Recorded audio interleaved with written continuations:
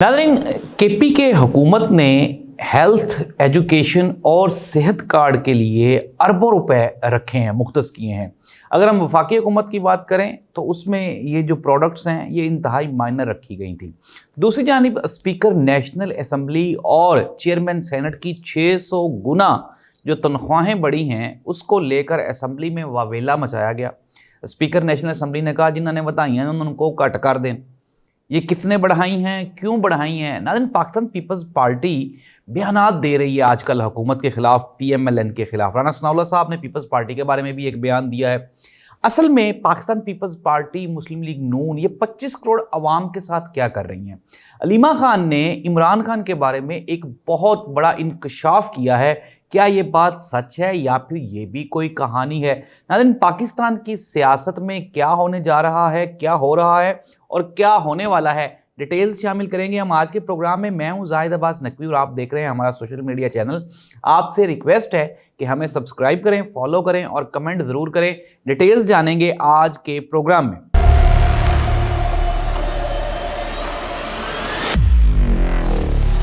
Programme का बाकायदा आगाज़ करते हैं। सबसे पहले चूँकि आजकल बजट की बात हो रही है, 600 गुना तनख्वाहें बढ़ी अय्याज सादिक साहब की और गिलानी साहब की। अय्याज सादिक साहब हमारे नेशनल असम्बली के स्पीकर हैं और जो हमारे गिलानी साहब हैं एक मरतबा के वज़ीर आज़म भी हैं और आजकल वो चेयरमैन सेनेट है।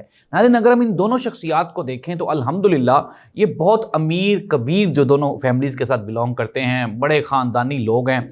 और नाज़रीन, अगर हम पाकिस्तान की मौजूदा सिचुएशन को देखें तो पाकिस्तान इस वक्त एक इंतहाई बहरान की कैफियत से दो चार है। इकोनॉमिकली हम लोग क्राइसिस का शिकार हैं। इवन के ये जो 17 अरब खरब रुपए का ये जो बजट हमने पेश किया उसमें आप देख लें कितना डेफिसिट है। और फिर हम ये भी कहते हैं कि IMF के बगैर तो हम एक कदम भी नहीं चल सकते। स्पीकर नेशनल असम्बली से अपोजिशन लीडर ने एहतजाज किया और उन्होंने कहा जी कि 600 गुना तनख्वाहें, कुछ तो खौफ खुदा करें। उमर अयूब के इस सवाल के जवाब में जो स्पीकर नेशनल असम्बली हैं उन्होंने कहा जी कि हमारी जो तनख्वाहें हैं वो कायमा कमेटी ने नहीं बढ़ाई, वो जिन्होंने बढ़ाई हैं उनके पास इख्तियार है, वो कम भी कर सकते हैं।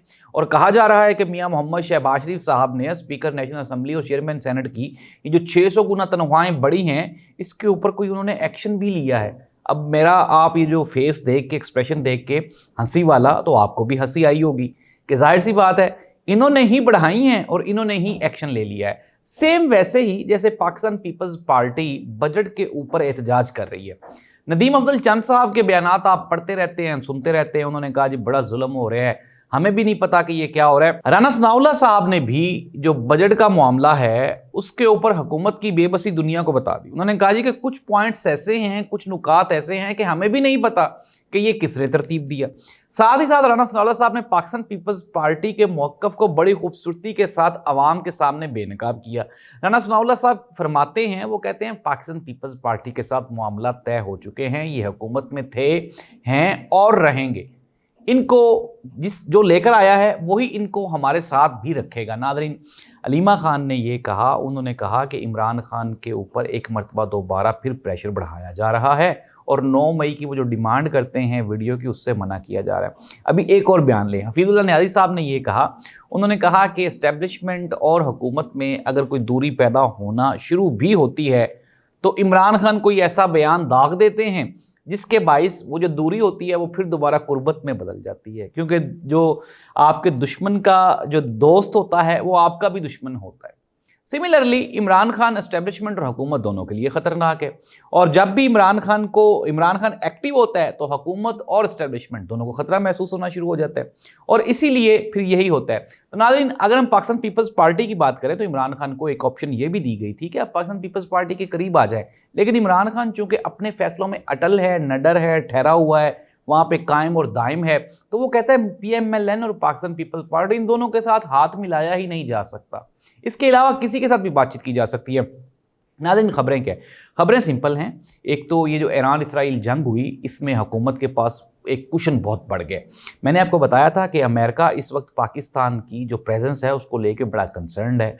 आर्मी के बड़े अच्छे रिलेशंस कायम हो गए हैं अमेरिकन एस्टेब्लिशमेंट के साथ और वो ये चाहते हैं कि पाकिस्तान की जो एस्टेब्लिशमेंट है वो ईरान के साथ खड़ी ना हो जाए। اور عمران خان جو ہے وہ کمزوری ہے ہماری اسٹیبلشمنٹ اور حکومت کی، تو امریکہ نے وقتی طور پہ عمران خان پہ خاموشی اختیار کر لی ہے۔ ملک کے اندر بھی پی ٹی آئی نے کے پی کے میں احتجاجی تحریک کا آغاز کیا، وہاں پہ احتجاج بھی کیا، لیکن ابھی چونکہ احتجاج کی فضا نہیں ہے، اگر وہ پنجاب میں آتے ہیں، اسلام آباد میں آتے ہیں تو بڑا مشکل ہو جائے گا۔ اٹ مینز دیٹ مختصراً یہ کہ جس طرح حفیظ اللہ نیازی، علیمہ خان صاحبہ کہہ رہی ہیں کہ عمران خان کو حکومت کا ابھی تک کوئی پلان نہیں ہے، ڈیل عمران خان لینا نہیں چاہتا۔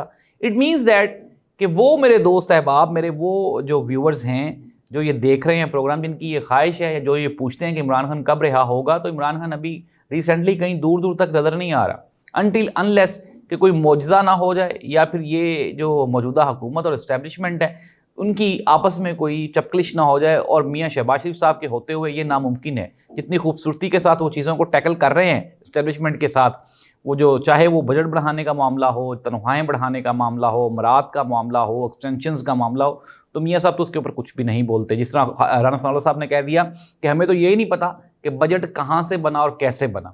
تو ناظرین، یہ ہے پاکستان کی تازہ ترین سیاسی صورتحال۔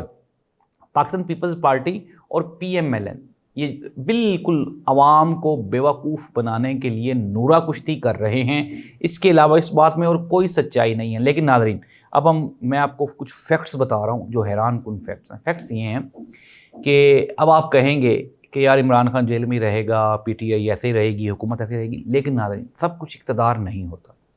ایک وقت تھا پاکستان پیپلز پارٹی پورے پاکستان کی پارٹی تھی، آج ایک وقت ہے کہ پاکستان پیپلز پارٹی پورے سندھ کی بھی پارٹی نہیں ہے، صرف اندرون سندھ کی party. Similarly P M L N Pakistan Muslim League Noon Punjab کی بڑی سیاسی جماعت تھی، اور اس کے علاوہ کے پی اور بلوچستان میں بھی ان کی روٹس تھی، لیکن آج تو پنجاب کے جو مرکزی شہر ہیں وہاں پہ بھی پی ایم ایل این نہیں کھڑی ہونے کے لیے تیار۔ سملرلی ناظرین، اگر کوئی بندہ پاکستان کی سیاست میں کھڑا ہے، قائم اور دائم ہے، نڈر ہے، ڈٹا ہوا ہے، تو وہ عمران خان ہے۔ عمران خان کے علاوہ تو کوئی سیاستدان نہیں ہے، نہ ہی تو 2 سال جیل کاٹ کے اس کے پلیٹلیٹس کم ہوئے ہیں، نہ ہی وہ ڈرا ہے، نہ ہی اس نے کوئی ڈیل مانگی ہے، نہ ہی وہ کہیں باہر سیٹل ہونا چاہتا ہے۔ اٹ مینز دیٹ، اور یہ مقبول جان صاحب نے بڑی اچھی بات کی کہ عمران خان کے ساتھ یہ جب ڈائلاگس کرتے ہیں تو اس کو آفر کرتے ہیں وزیر اعظم بننے کی، کہتے ہیں خاموش ہو جاؤ 3 سال کے لیے، 4 سال کے بعد وزیر اعظم بنا دیں گے۔ اور یہ مقبول جان صاحب نے کہا کہ عمران خان وزیر اعظم سے بالا تر ہو کے اب سوچ رہا ہے، اس کے ساتھ کوئی اور بات چیت کریں، ملک کی کوئی بہتری کے لیے بات چیت کریں۔ تو ناظرین، عمران خان کی رہائی دورست، اور جو پاکستان میں موجودہ حکومت ہے وہ اس لیے کہ انٹرنیشنل سینیریو چینج ہو گیا ہے، تو یہ سٹیبل ہے۔